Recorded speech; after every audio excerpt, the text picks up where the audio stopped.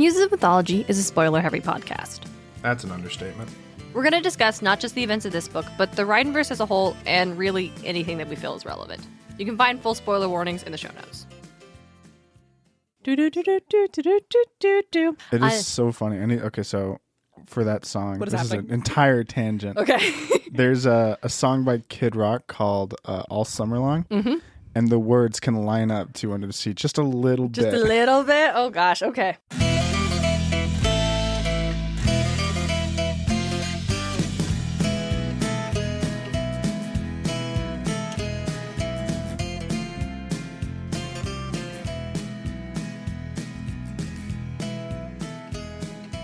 Welcome to Muses of Mythology, a podcast where we explore how ancient myths become part of modern pop culture through the lens of Rick Riordan's Percy Jackson and the Olympian series. I'm your co-host and podcasting muse, Darien Smartt. Joining me is my co-host and brother, DJ. How's everybody doing today? I am the muse of monarchy, and man, some people have just not been very good at it. Been very, very poor monarchs, and did not invoke me enough, let me tell you.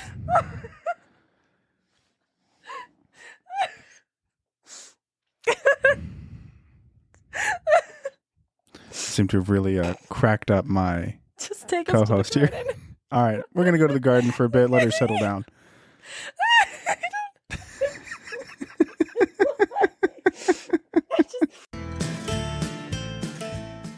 DJ, I woke up this morning, and as you do when you first wake up, immediately rolled over and grabbed my phone. Yeah. Yep, standard. And I had a push notification from Patreon. Oh, yeah? Yeah, which is surprising. Now, I thought it was going to be some notification about, like, oh, something you support on Patreon. Yeah. Released a new episode.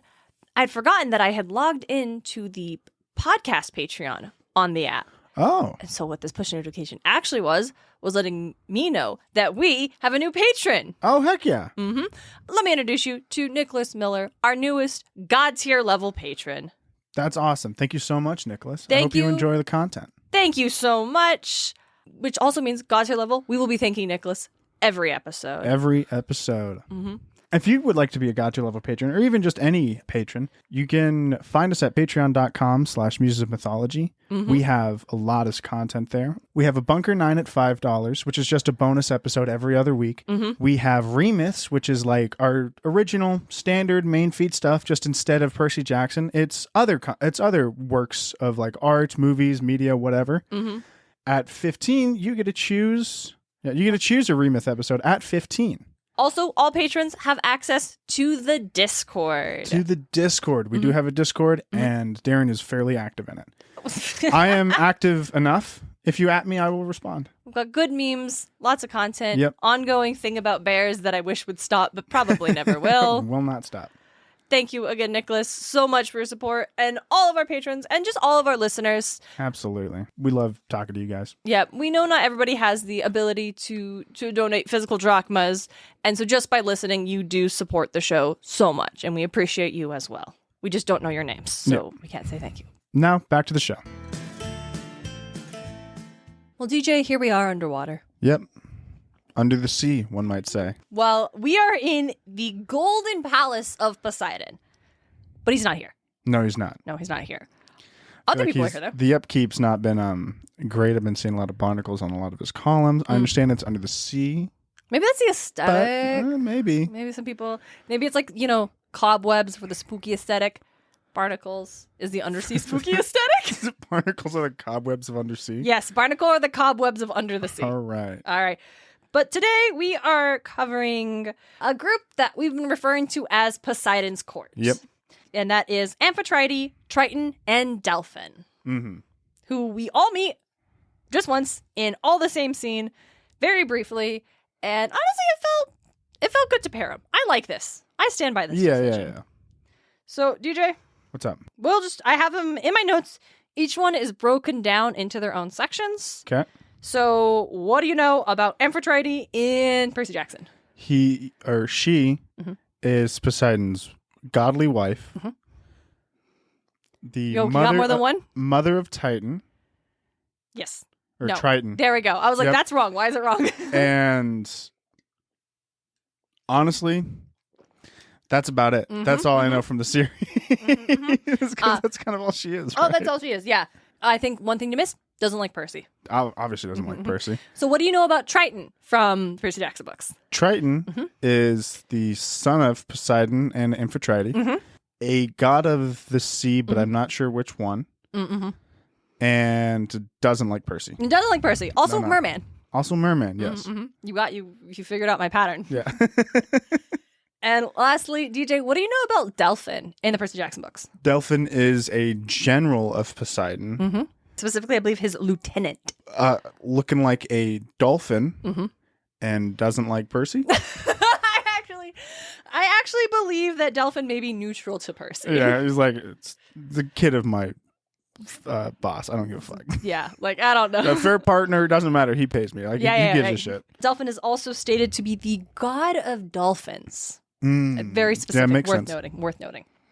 And that's it. That's it. Do I go off on Amphitrite not liking Percy now, or should I save that till later? Why is it a problem that she doesn't like Percy? Because it is just the pattern with all of the goddesses that they just don't like. You know what? I'll actually save it for later because I have a point. Okay. I have a bigger point. Listen, it makes sense for Hera because mythologically, that was her whole thing. Yeah. Doesn't actually make sense for Persephone or Amphitrite. We will get into that later, though. Okay. So let's start. That's it. I could reference the book, but like... I mean, there's nothing in the Yeah. book specifically. It's not like, I mean, Triton might show up at some point again, right? Yeah, well, he's in there because they're all in just the one scene after Percy has gotten washed out after the explosion on Princess the Andromeda. boat. And they're all just very like, ugh, wow, Percy, we don't want you here. Get the fuck out. So let's talk about Amphitrite. Okay. I would usually save the best for last, but everyone's connected to her, so we should start with her. Okay. So, if you'd have to wager a guess, mythologically, we don't usually do this part, but I'm excited. What do you think Amphitrite's deal is in mythology? The only thing that's coming to mind is like shipwrecks, but I don't know if that's actually correct. I like that. I don't think so, but I like that a lot. Yeah. I love the idea of her being shipwrecks. That just is very cool. So specifically, Amphitrite is essentially the feminine personification of the ocean. Okay. But very specifically, the literal personification of the Mediterranean. Okay. That was like her whole deal. In Hesiod's Theogony, she is cited as being one of the Nereids. Okay. DJ, do you know what a Nereid is? It's an ocean nymph. It is an ocean nymph. Specifically, it is an ocean nymph who is one of the daughters of Nereus, the old man of the sea. Another daughter of Nereus, Thetis. Ah. Who Poseidon wanted to marry first. Yeah. But Thetis, turns out, there was a prophecy where her son was destined to be greater than his father. So the god's like, whoop, don't want that. Understandable. So Poseidon turned and decided, hey, but her sister's really cute. Yeah. So in addition to being a Nereid, Amphitrite is also technically kind of an Oceanid. And the Oceanids are the daughters of Oceanus, a Titan. Her mother Doris is one such Oceanid. So technically Amphitrite is kind of both. Quartered oceanid. Yeah, 1/4 ocean. She is incredibly powerful, essentially. And there is some things in text that suggest that maybe Amphitrite controlled the oceans. And it was through marrying her that really made Poseidon Lord of the Oceans. Like, not just Zeus. It was a political move in such that, you know how sometimes England would marry their daughters off to France to really combine and strengthen? It was that. It was that. Yeah, exactly. Like, sure, they drew Sure, Poseidon had his own power, but he also wanted that power. Yes, basically that. Like, sure, they all drew straws and Poseidon was going to be king of the ocean, but the Nereids and Nereus already kind of controlled that. So by marrying Amphitrite, he gains not just like symbolic godly Olympian power, but true political power under the sea. The thing about it was it wasn't exactly a smooth courtship. It is described that Poseidon saw the August ox-eyed Amphitrite. And I just love poetic descriptions because ox-eyed is not how I would describe someone that I would call pretty. I don't know if I would ever describe oxide as, well, anything to anyone except if I'm trying to insult them. Right? It sounds bad. I think it means dark-eyed. It's got to be brown-eyed. Brown-eyed. Yeah, right? Like, brown-eyed. And it's like, yeah, brown eyes can be super pretty. Don't get me wrong. But I guess like ox is also very strong. Like anyway. Ox invokes feelings that I don't think I would put on to somebody I'm trying to court. Yes. You know? But he saw her dancing one night and was like, oh, wow, my heart has never been so moved, save by when I saw her sister, but whatever, we're going to forget about that now. So Amphitrite was like, yeah, no thanks. And she bails. A lot of things were like, oh, she wanted to protect her virginity. And that's the only time I'm going to say that sentence in this episode. So some say she ran away to the palace of Oceanus and hid there. Mm-hmm. And Poseidon found her and carried her off. Big yikes. So let's instead go with the version where she ran off to the Atlas Mountains. Mm-hmm. And Poseidon sent out various creatures of the sea to try and go find her. And a dolphin found her and convinced, some versions say the dolphin snitched on her. And then Poseidon found her there and carried her off. Big yikes. So instead, let's go with the version where the dolphin instead talked to her and convinced her that marrying Poseidon would be great politically. Great politically is what I was going to say. Just a great political match. And so Persuade, Amphitrite agrees of her own will, marries Poseidon, and becomes Queen of the Sea. Becomes Queen of the Sea, which maybe she already was, but has arguably has her son Triton, and in thanks now has more power than her sister Thetis over there. Oh, we'll get to that later. But also, in thanks, Poseidon turns this dolphin into a constellation. Hooray! That's really the big thing. Mm-hmm. Otherwise, Amphitrite is just used like poetically to describe the sea as being literally Amphitrite. Mm-hmm. There are some stories that say she was the one that cursed Scylla of Scylla and Charybdis fame. Yeah. Whatever. But the thing I wanted to talk about that circles back to how Amphitrite really shouldn't be upset about Percy is a story involving Theseus. Mm-hmm. DJ, what do you remember about Theseus? He's the one who killed... He was the Walmart gift card of champions. We had deemed him. That's right. Why did we say that? Because he got everything handed to him with no struggle. He got the Aegis shield. Mm-hmm. His hand was guided by, when he was hiding behind the shield. Oh, no, that's Perseus. Oh, okay. Sorry, Theseus. Let me clarify. You're right. Perseus is... No, who's the Golden Fleece? No, it's Jason. God, dude.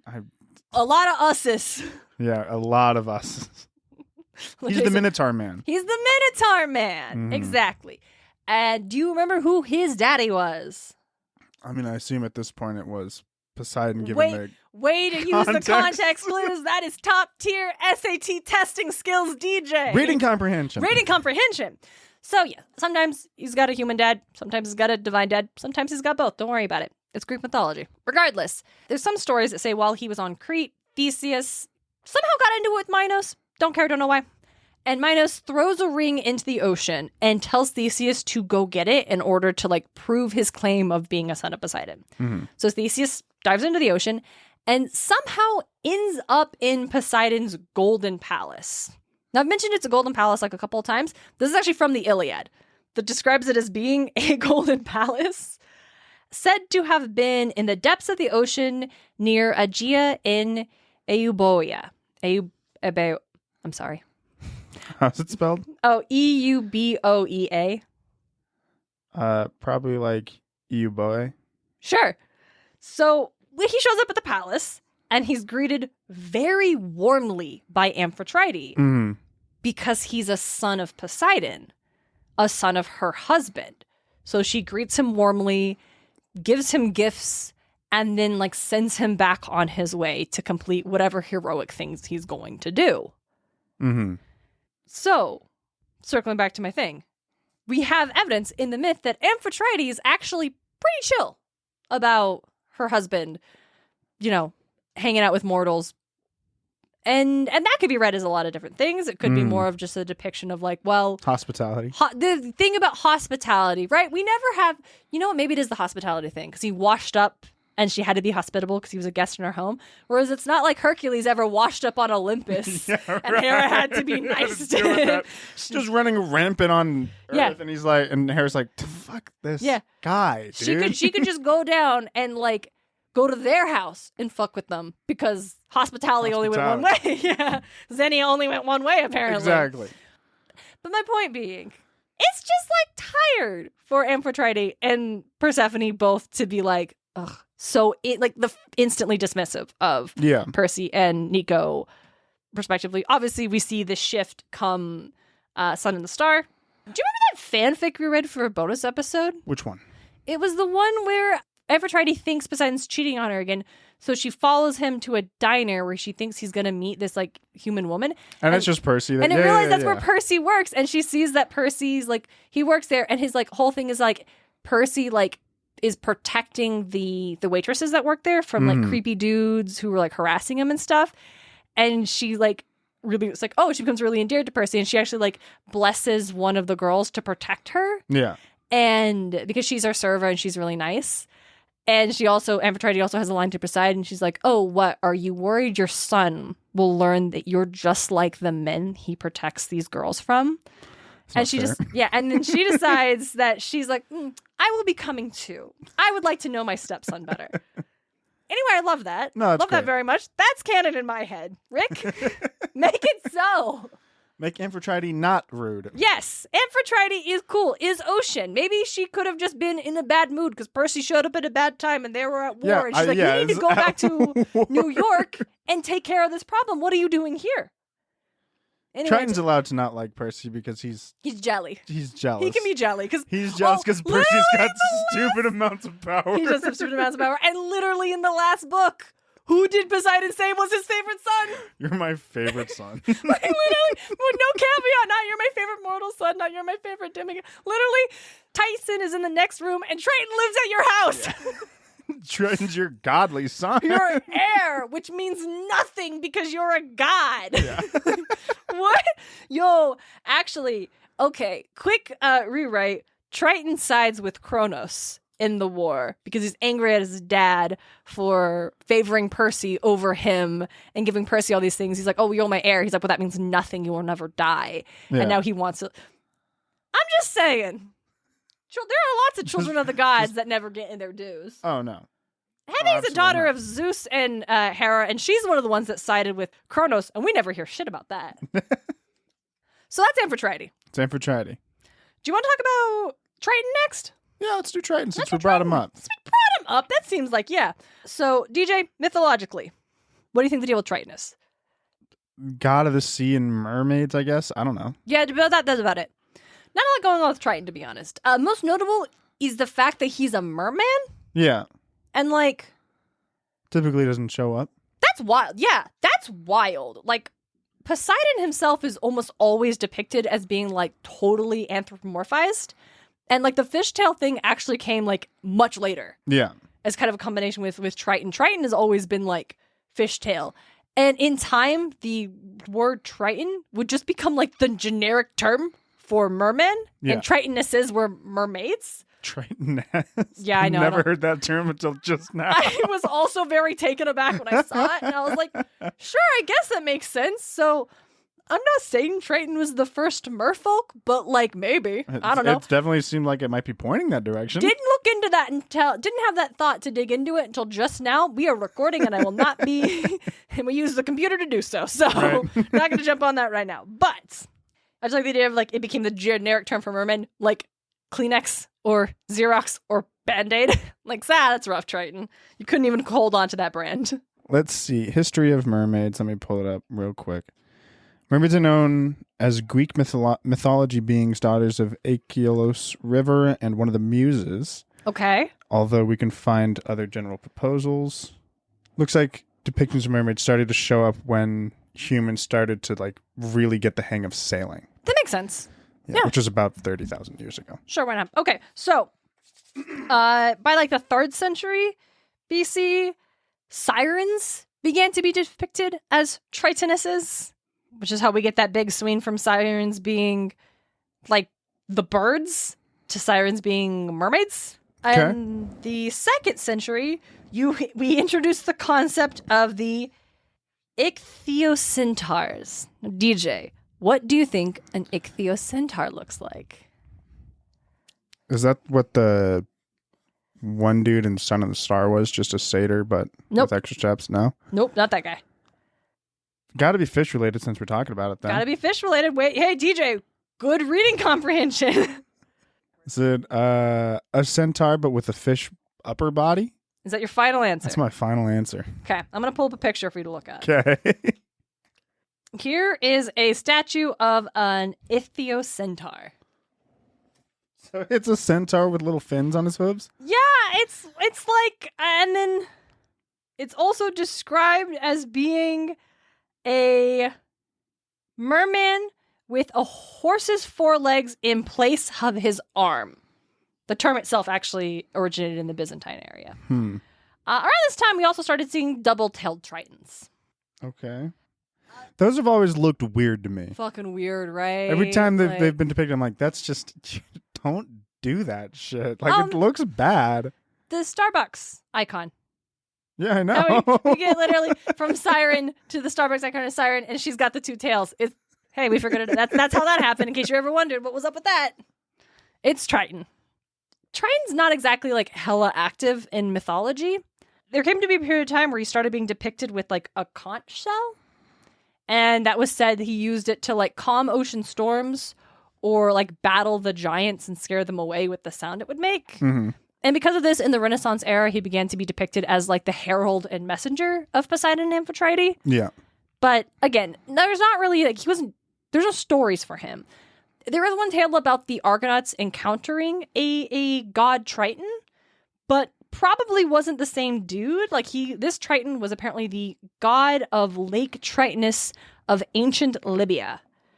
And he's in text, he's treated as a separate deity than Triton, though potentially a half brother, because his mother was Poseidon, but his mother was Poseidon. His father. We got a Loki situation going on here. I wish. I'm always a fan, but no, not yet. Soon, but not yet. Father was Poseidon. Mother was Europa. Okay. And that's it. That's it for Triton. Do you want to talk about Delphin?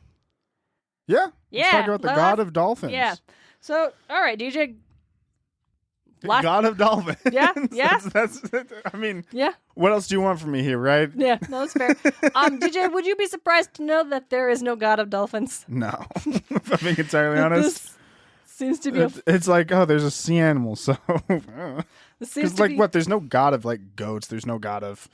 Yeah. Like, insert animal here for the most part. There are gods that the sacred creature is. Yeah, sacred creature, but. Or they're like maybe a god of X, but there is no dolphin who was the god of dolphins. Mm-hmm. In fact, the dolphin of the story, the one that convinced Amphitrite to marry Poseidon, was perhaps just literally a dolphin. Maybe just a dolphin. Turns out it was actually Delphin. Delphin, yes, that's the thing. So Delphin is actually, sometimes was described as a dolphin-shaped sea daemon. But I really couldn't find a lot of, like, hard reference into saying this was a distinct figure than just a dolphin. But Delphinus is the Latin word for the Greek word for dolphin, and is actually the name of the constellation we talked about earlier, the constellation of the dolphin that Poseidon turned into a constellation when he helped him get hitched with Amphitrite. That may be where the conflation of dolphin and dolphin, or Delphin as a different entity is coming from, because this constellation is Delphinus, but we call this creature it's depicting dolphin, so it must be a name for a specific one. Yeah. Rather than probably not the case. Yeah, rather than just like literally it's a dolphin. It's a dolphin. But I do want to tell the story real quick of the poet Arion of Lesbos, the second most important poet from Lesbos, you understand, who was saved by a dolphin. No. Now, this was a very, very wealthy musician who decided he was going to take a boat ride. Okay. And did not vet the crew. And the crew were like, hey, he's rich and a poet. We could definitely murder him and steal his stuff. So that's what they did. Before they could kill him, he asked for one final request, and that request was to be able to sing one last time. So like, okay, bet. So he busted out his lyre and started jamming, and then jumped off the boat. It's his best option for survival in that situation. For real, because a nearby dolphin had heard his singing and was so moved, they saved him and brought him to shore.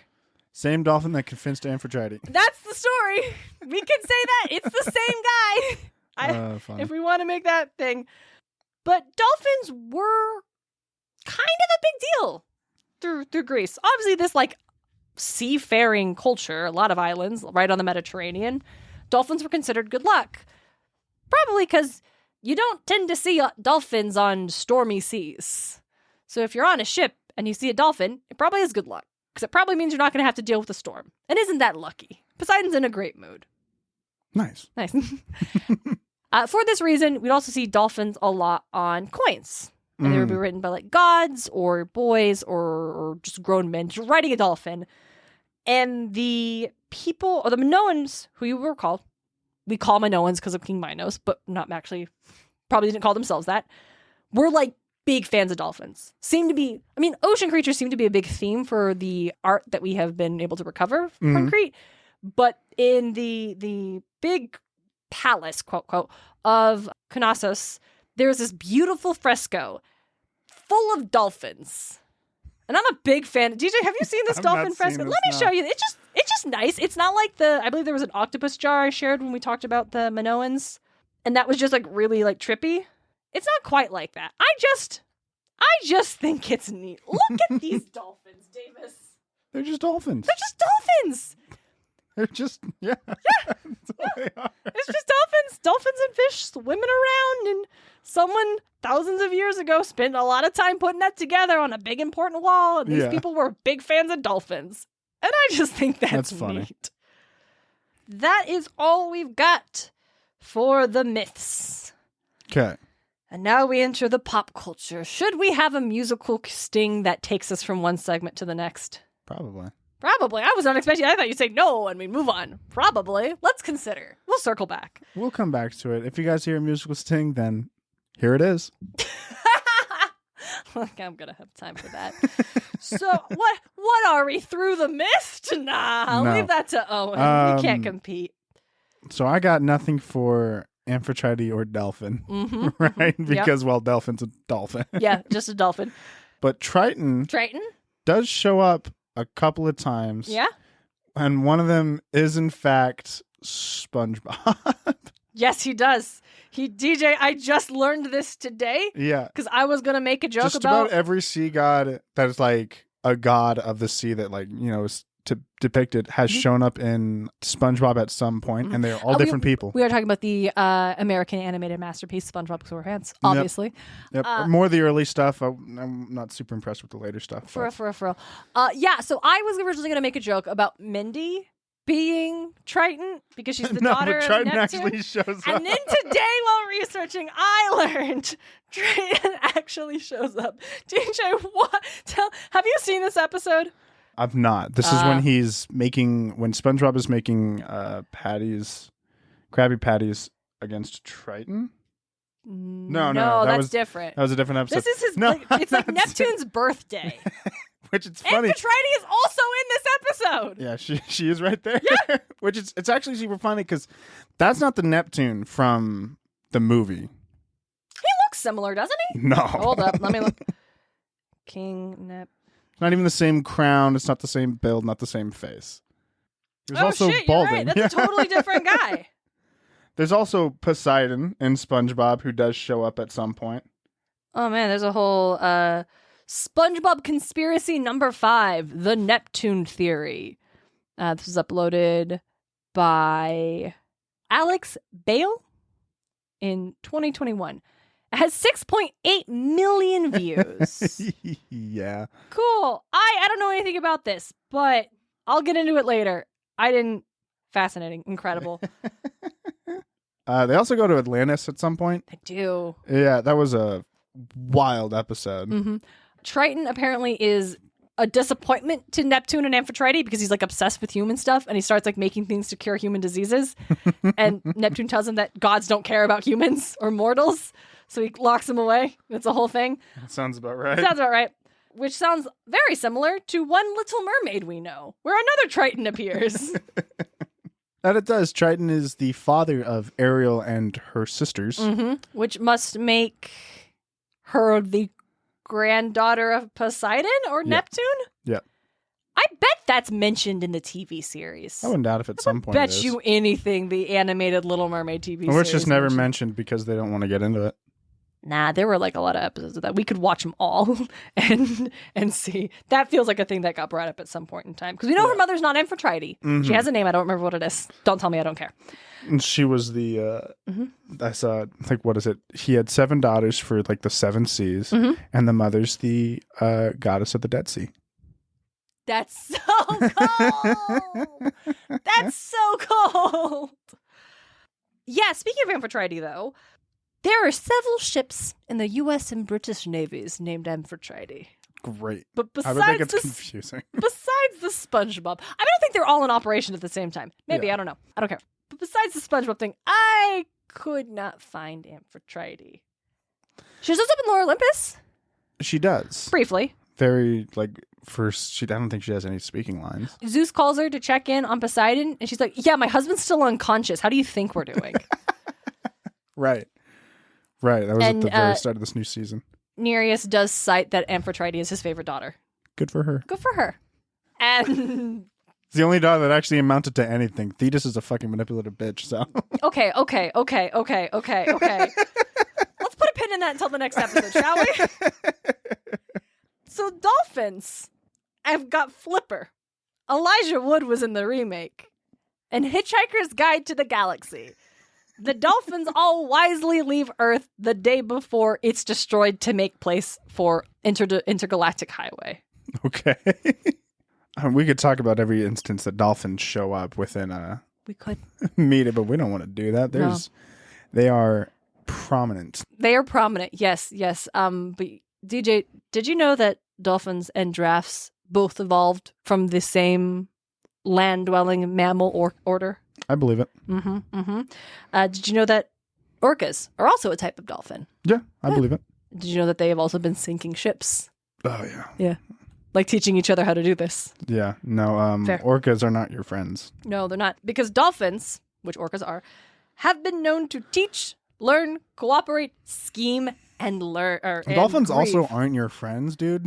Like, they're less friendly than sharks. Yeah, no, because they can teach, learn, cooperate, scheme, and grieve. They are highly complex. Of course, they are not the friends of the land walkers. Why would they be our friends? So because we didn't have a lot to talk about pop culture-wise, this episode was feeling a little light, I'd just like to share some dolphin facts that I learned today.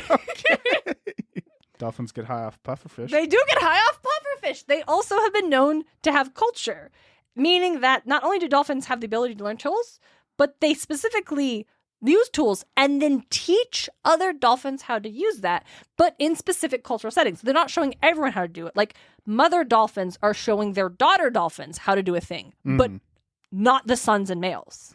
It's specific. They also have had some tests have suggested that dolphins may have self-awareness. These results of these tests are it seems like maybe the tests weren't performed super well. It's a little difficult to test, I imagine.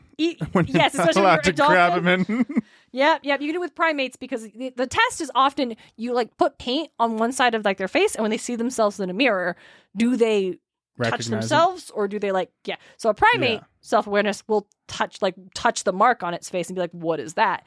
Dolphins can't really do that. Yeah. But the fact that they can, I will say again, teach, learn, cooperate, scheme, and grieve, sure, why not self-awareness on there? Honestly. Dolphins also have been known to kill young porpoises. Believe that? For reasons that researchers cannot figure out. Beyond us. Because porpoises don't share the same food supply and are not a predator. So why would they do this? Is it for fun? They look like probably. Yeah. I wouldn't doubt it. Maybe. Because dolphins are a fucking menace. Yeah, do you want to know what another thing dolphin does? Huh.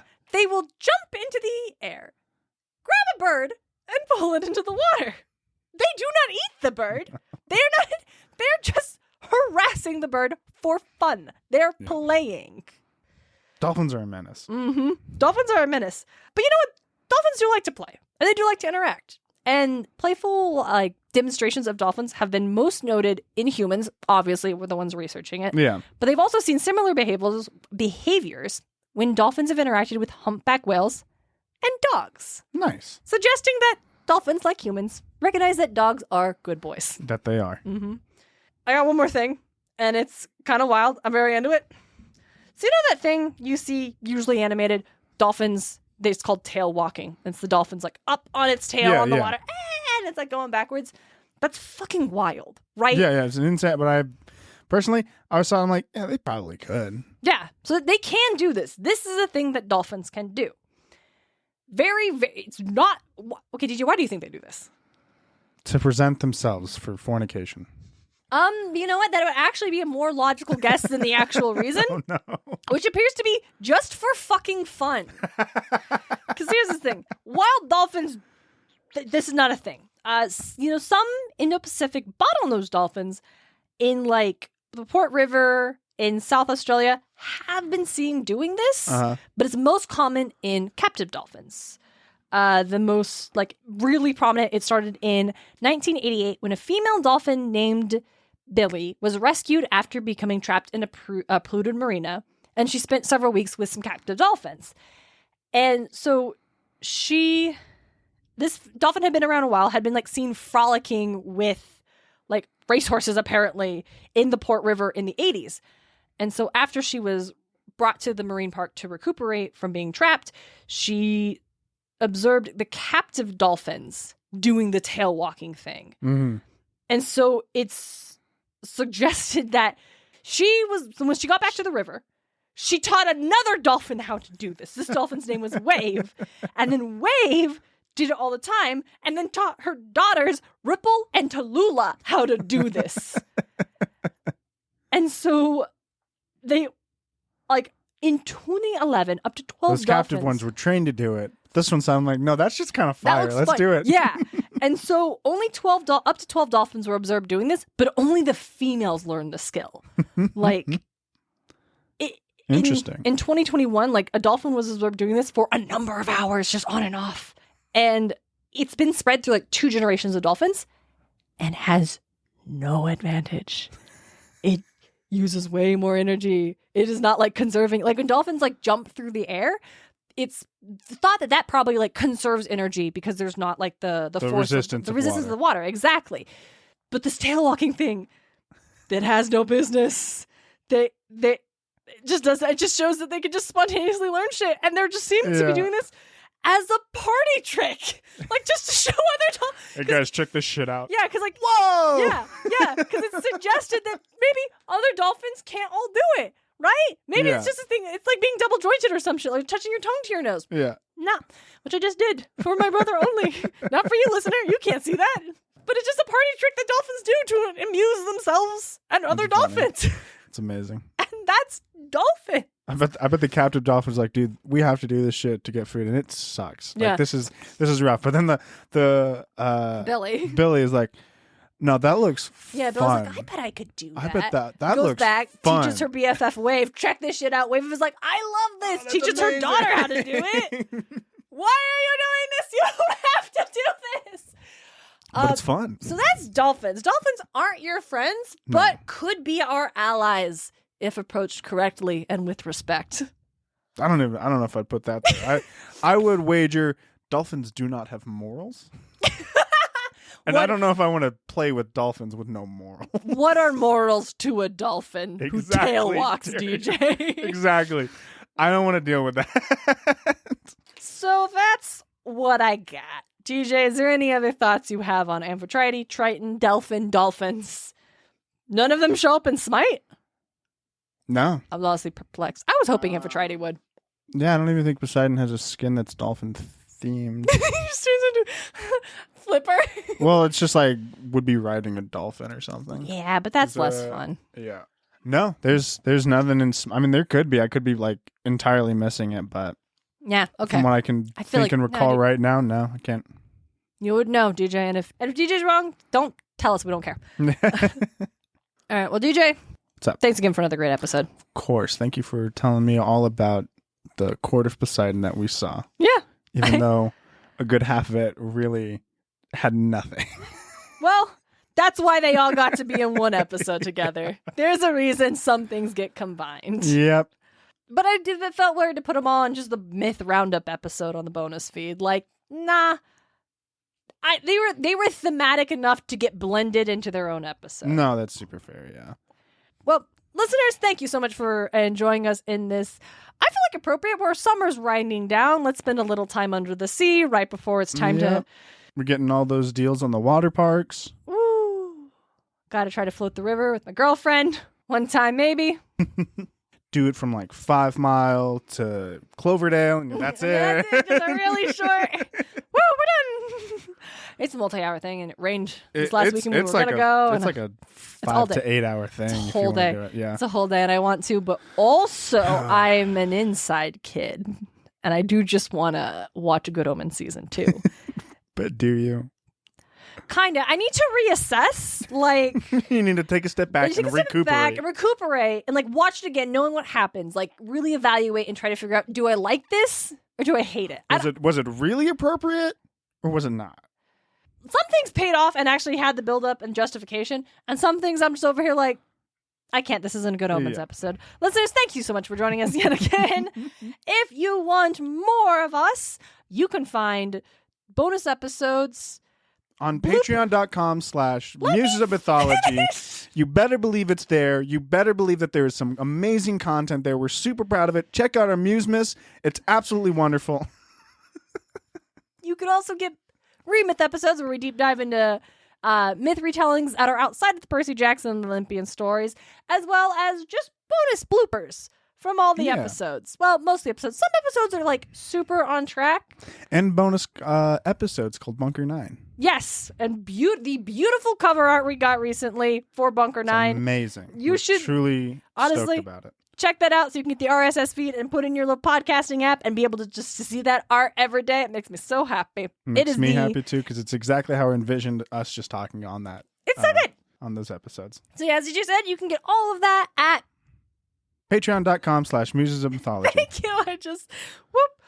Okay.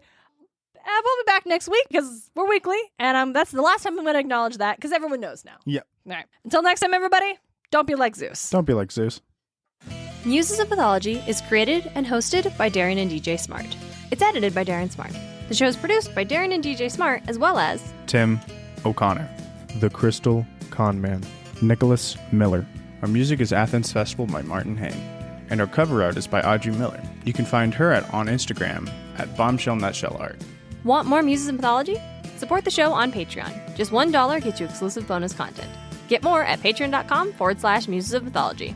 You can also support the show by leaving a review at lovethepodcast.com/Muses of Mythology, or tell a friend why you love the show. Don't forget to check out all of our episodes and episode transcripts at musesofmythology.com. Thanks for listening.